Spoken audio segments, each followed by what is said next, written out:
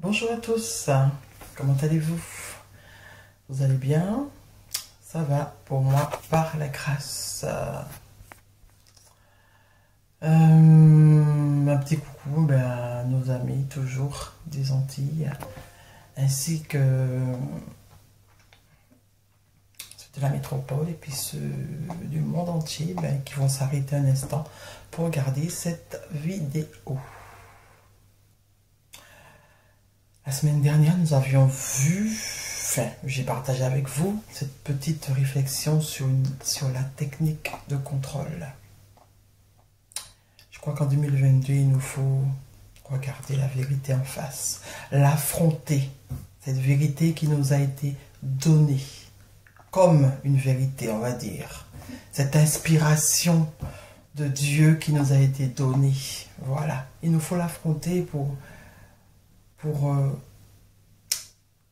essayer de voir en réalité qu'est-ce que cela représente.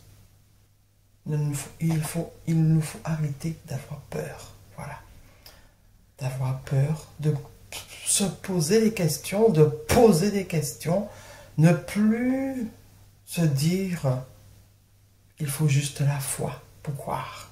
Ça, c'était avant. C'était avant. Aujourd'hui, attendez, il y a des choses qui sont quand même incohérentes. On ne peut pas juste se dire j'ai la foi et puis continuer. C'est plus possible aujourd'hui, là, en 2022. Non. Aujourd'hui, je partage avec vous cette petite réflexion qui démontre que la foi ne suffit pas à accepter des incohérences. Ça, voilà. Le mauvais esprit de l'Éternel. Je ne l'ai pas inventé encore une fois, c'est dans la parole. Le mauvais esprit de l'Éternel. L'Éternel a un mauvais esprit. Waouh! C'est bizarre, hein? L'Éternel, celui qui a donné les lois, ce Dieu jaloux qui a donné les lois, et qui demande dans ses lois de faire le bien, l'Éternel a un esprit mauvais. On va lire cela. Dans Juge 9, 23. Alors Dieu envoya un mauvais esprit entre Abimelech et les habitants de Sichem, et les habitants de Sichem, infidèles à Abimelech. Là, on ne dit pas encore que c'est son mauvais esprit. Il a envoyé un mauvais esprit. Mais on va continuer la lecture. Là, dans 1 Samuel 16, versets 14 et 15. L'esprit de l'Éternel se retira de Saül, qui fut agité par un mauvais esprit venant de l'Éternel. Les serviteurs de Saül lui dirent, « Voici un mauvais esprit de Dieu t'agite. » Bizarre. Un mauvais esprit venant de l'Éternel. Et ce mauvais esprit qui vient de l'Éternel agite ce roi Saül. L'Éternel a un mauvais esprit? C'est bizarre. Ce mauvais esprit, qui est ce mauvais esprit? Pourquoi il n'a pas de nom, ce mauvais esprit, au début? Ceux qui ont écrit la parole ne connaissaient pas son nom à ce mauvais esprit, au début de la parole écrite, dite sainte. Lisons 1 roi 22, versets 19 à 23, pour découvrir un autre aspect de ce mauvais esprit. On y va. Alors, et Michée dit, « Écoute donc la parole de l'Éternel. J'ai vu. Voici le mot. J'ai vu. Il a vu. Il a eu une vision. Voilà, on fait confiance aux gens qui ont des visions. J'ai vu l'Éternel assis sur son trône. Ouh! J'ai vu l'Éternel assis sur son trône. Et toute l'armée des cieux se tenant auprès de lui, à sa droite et à sa gauche. Et l'Éternel dit, voici la mission de l'Éternel. Qui séduira Akab pour qu'il monte à Ramoth en Galaad et qu'il périsse? Voici la mission de l'Éternel. Séduire pour faire périr. Séduire pour faire périr. Ou bien un synonyme de séduire, troubler, troubler pour tuer. Fasciner pour tuer.